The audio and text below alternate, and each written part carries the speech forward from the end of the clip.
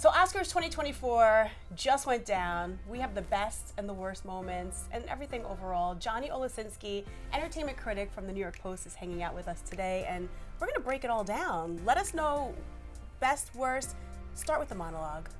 Okay, so host Jimmy Kimmel, kind of a more classic type of set him up, knock him down punchline guy, but he did start off on kind of an acidic tone, going after Robert Downey Jr.'s drug problem. I believe his quote was, "This is the highest moment of your illustrious career." Well, one of the highest. And then they panned to Robert Downey Jr., who I don't know how in on the joke he was. He seemed like he said, "Move on, move on, move on." Yep. You know, I thought Kimmel did a pretty decent job. Got a little dull. But the good thing with him is that he just tried to keep it moving. For the most part, I would rated a solid C. Okay, a C is average. You'll pass. You know. Yeah, you'll pass. So then moving on after that, what did you think about all of the performances that were happening? For me personally, it kind of gave me a little Grammy kind of vibe. Yeah, and actually, that was top tier talent. Like, we saw Billie Eilish actually do What Was I Made For from Barbie. We got to see her do it at the Grammys already, and she was just as good at the Oscars. I do think she has this voice. I always think she sounds like a ghost haunting a cabin. You know, I'm the movie guy, not the music guy, but it was pleasant. It was her second Oscar for after winning for the James Bond film. Right. So she did really well, but much better, even better, was Ryan Gosling. Ooh, yes. Like whipping out some really solid vocal chops with I'm Just Ken. You know, I would have thought maybe it was manipulated in the recording studio. We'd never heard him do it live like that. Right, which is what I was thinking too. And the performance, absolutely stellar. Oh, it was a camp-tacular. And Slash coming out on stage, what was that? So epic. We had Slash and Mark Ronson. And several of the Kens from the film. A bunch of besuited people in top hats. I kind of thought, am I awake? Is this some sort of fever dream? I kind of thought it was Raining Men. It was amazing, and I would love to go see him do a musical. That would be great. Like, bring Gosling to Broadway. You know what? Let's vote that in. Let's vote that in. Becky G also did her thing. Diane Warren, legend. The song, so, move on. But what was so weird to me was this image of this woman who, wasn't leaving too much to the imagination, surrounded by kids in oversized T-shirts. It was a little awkward. It was just as weird as I'm Just Ken, but for all the wrong reasons. What were some other standout moments for you? Actually, I would say the presenters overall were funnier and more engaging than Kimmel.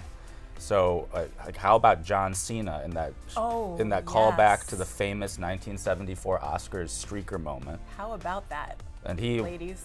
He walked, ladies and anybody else, as he walked out, pretty much 99% naked, with just the envelope for best costume design. I wish I was right behind him to see what was happening back there.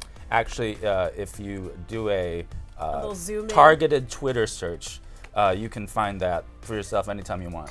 Thank you for that. But he was very funny. I loved Kate McKinnon. When they were talking about best documentaries, and she did that bit with Steven Spielberg where she said she didn't know that Jurassic Park wasn't just a long-running documentary about real dinosaurs. And then about sending nudes, tasteful nudes. She thought she was sending tasteful nudes to Jeff Goldblum. That was great. Oh, a Twins reunion. Yes. We got Arnold Schwarzenegger and Danny DeVito. And not only was it a Twins reunion, but also it was a Batman reunion. Yes. Because then we looked to Michael Keaton in the crowd. Yep. Who, they went after for killing their villains. And he played it up really well, too. He did. Well, Michael Keaton is a hilarious good sport. When you star in Birdman, you have to be. For all these, scattered nice moments we just talked about, there was just gulfs and gulfs of tedium and drudgery. We had a few good emotional speeches, like from Divine Joy Randolph for The Holdovers and Robert Downey Jr. for winning for Oppenheimer. But otherwise, who needs Ambien when you have the Oscars every year? You know what I wanted? What did you want? I wanted Will Smith to slap somebody? Leave home because he can't go to the wardrobe for 10 years. Yep. I wanted him to go, slap somebody. I wanted Warren Beatty to come up and say that Poor Things won. I just needed something. Something exciting. It's not as glamorous as it once was, so all we need is some kind of big screw up to keep us talking. But it was just business as usual. I guess the screw-ups happened more during the red carpet moments. Yeah. A couple little, flubs there. Other than that, the show was just the show. Is there anyone that you wish would have won that didn't?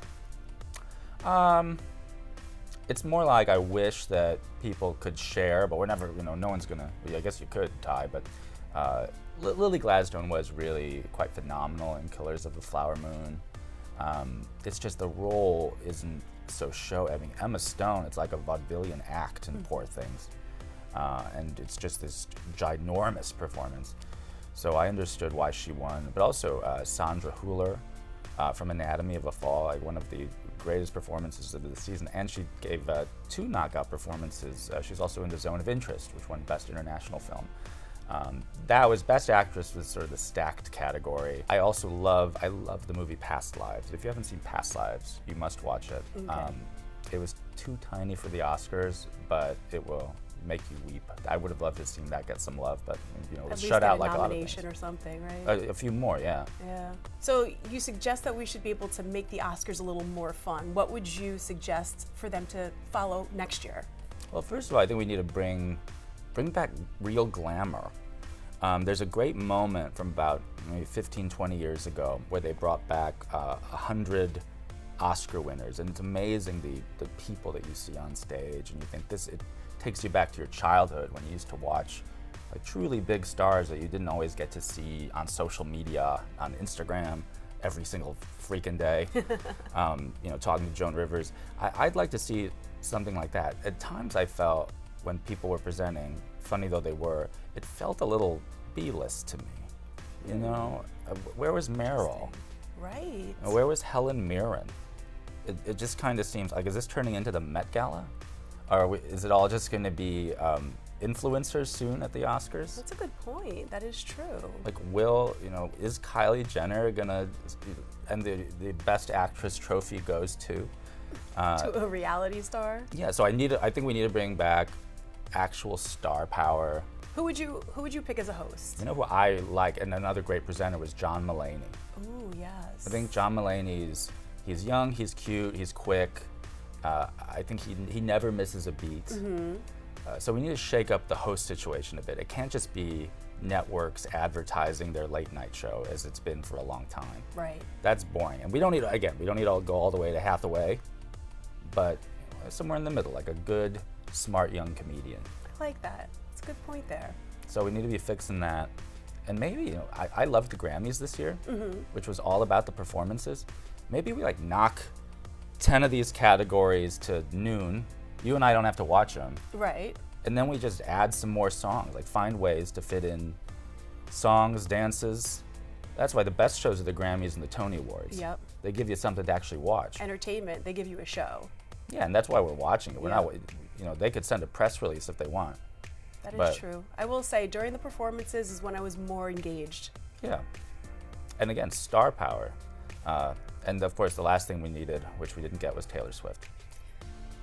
Can never go wrong with Little Taylor. No. And these days, you can only go right with Little Taylor. The Oscars could have used that. That is true. Next time, call Taylor. Get her right in the front. She'll be dancing with everybody performing. Johnny, thank you so much for stopping by. And for any more Oscar information that you need, head over to NewYorkPost.com and Page6.com.